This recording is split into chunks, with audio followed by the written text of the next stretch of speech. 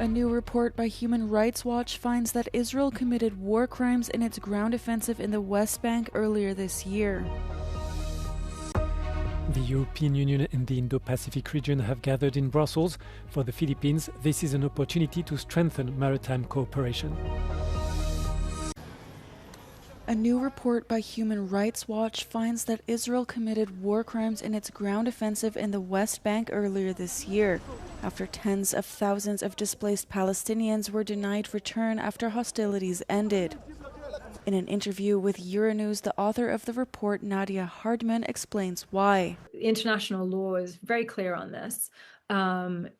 People, once displaced, should be returned once hostilities in the area have ceased. Hostilities in the area have long ceased. There is no reason to continue blocking off these camps to the displaced population.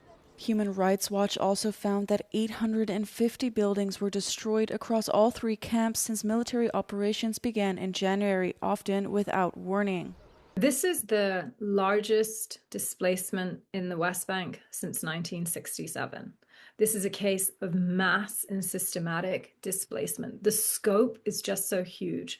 The way in which it was conducted, the violence and of the forced expulsions and the widespread destruction that has now taken place, again, systematically within the camps, has led to this conclusion that many war crimes of forced displacement have been committed. It is underlined by state policy. The Israeli military justifies the displacement and destruction of homes as a necessity to root out terrorist activity. But Hardman says it is not sufficient under international law. The mere presence of fighters does not justify the displacement of 32,000 Palestinian refugees.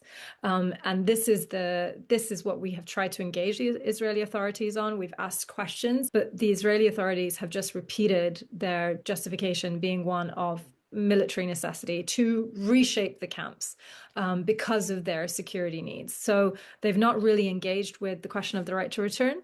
The report calls on governments to put more pressure on Israel to end the forced displacement of Palestinian refugees.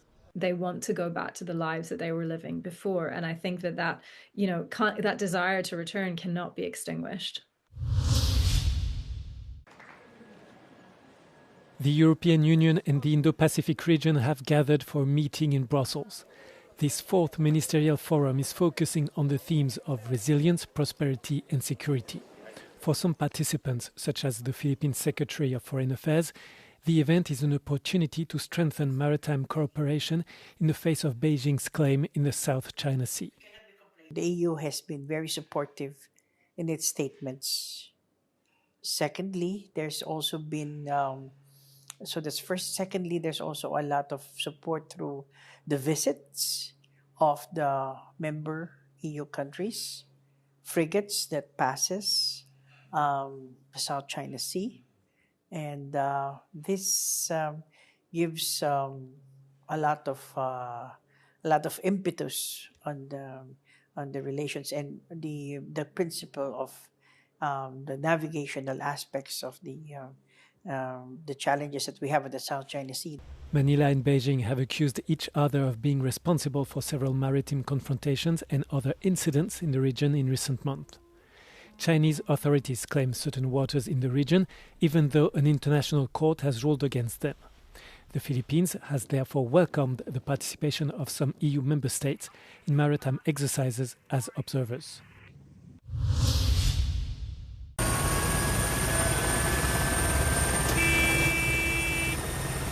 Strapped into a Fennec military helicopter, we lift off over the Orléans-Brissy airbase in central France. Euronews was granted exclusive access on board this light and highly maneuverable aircraft, one of the key tools France now relies on for anti-drone operations across Europe. But the Fennec is just one piece of Taranis, France's major high-intensity military exercise. Over the course of 3 weeks, the Air Force trains for scenarios shaped by today's increasingly tense geopolitical climate. Taranis 2025, ce qui nous anime, c'est vraiment fidèle à la devise de la brigade aérienne d'assaut et de projection, c'est de combattre et sauver. Combattre, je parle plutôt pour un parti hélicoptère, évidemment. eh bien, ça va être déposer des commandos, récupérer des commandos, ça va être d'agir dans les airs pour assurer la souveraineté de l'État dans son espace aérien, sauver. Eh bien, ça va être aussi de récupérer des gens au sol, de treuiller, etc. Donc c'est ça qu'on va démontrer aujourd'hui. Down below, the roar of the A400M transport plane punches through the clouds. The Orléans-Brissy Air Base hosts almost the entire French A400M fleet. 24 aircraft capable of evacuations, humanitarian drops, and heavy transport. To keep these crews mission ready, Taranis pushes them onto improvised runways, including this brand new gravel strip inaugurated for the exercise. In total, 250 personnel and 20 aircraft from France and Greece are mobilized, all with one single objective: to strengthen tactical expertise ahead of potential high-intensity conflicts. The Taranis exercise will wrap up on November 27, marking the 80 years of France's military air transport command. Women in Ukraine are not drafted into military service, but they can volunteer to join, and tens of thousands have done so since Russia first invaded Ukraine in 2014. Euronews spoke to 3 Ukrainian servicewomen who decided not just to stay, but also to defend their country. В Україні зараз в армії більше вже 70 тисяч жінок, і це рівнозначно там деяким арміям європейських країн, наприклад, загалом. Да? Жінок стає більше, їх буде ставати більше, немає іншого просто вибору. І за рахунок жінок в армії, тобто чим більше жінок в армії, тим комфортніше і краще себе буде почувати кожна ця жінка. Alexandra Lysitska, a lieutenant, serves as an officer of the Special Purpose Group in the National Guard of Ukraine. She joined the army following the all-out invasion. When asked why she decided not just to stay, but also to join the defense, she said, Я хочу жити в своїй країні, в своєму місті, в своїй квартирі, дивитися на будиночки не розбиті, а для цього потрібно щось робити. Visiting the European Parliament in Brussels, they say the Europeans do not realize yet they might also face this choice. Зараз у Європи є можливість підготуватися, підготувати сили, засоби, навчатися і разом з Україною боротися з цим злом. Тому що краще ж купувати хворь на етапі, поки вона не розповзлася повністю, широко, а коли воно ось є локалізоване в Україні і ще не дійшло до вас, але ти розумієш, що ось і почнеться умовне зараження крові. Потрібно ж з цим боротися, і це логічно, це про інстинкти самозбереження. А чому у Європи цього недостатньо, ну, не знаю. Але ми дякуємо за підтримку. The Bulgarian General Directorate for Combating Organized Crime and Sofia City Prosecutor's Office announced that 35 Bulgarians were arrested for antique trafficking in an international operation involving Europol. Many treasure hunters, dealers, and high-level traffickers were detained both in Bulgaria and elsewhere in a coordinated operation spanning 8 countries. Bulgaria requested Europol support almost 2 years ago. Because of the complexity of the case and the intensive investigation measures needed, we have proposed to set up a kind of an operational task force with Bulgaria, Europol, but also European and non-European countries. 30 час се провежда полицейската операция, още не е приключила. На терен имаме над 220 служители на ГДБОП, които извършват множество процесуални следствени действия, предимно претърсване и изземване, както и от прокуратурата казаха, това са на жилища, офиси, различни имоти, моторни превозни средства.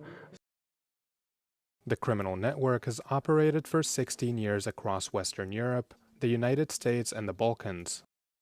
They have many subcontractors in other countries ranging in specialties and professions. In Greece, archaeologists and professors were arrested after evidence suggested they were involved in the scheme.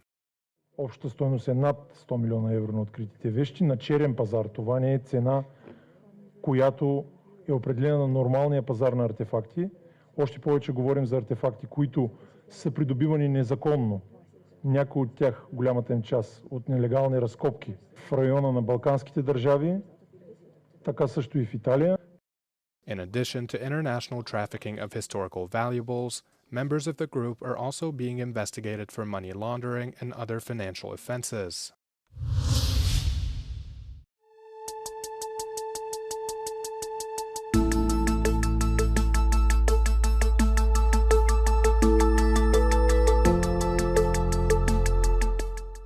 A NASA-funded telescope, the Atlas Survey Telescope in Chile, first reported observations of the comet on July 1st, 2025 to the Minor Planet Center.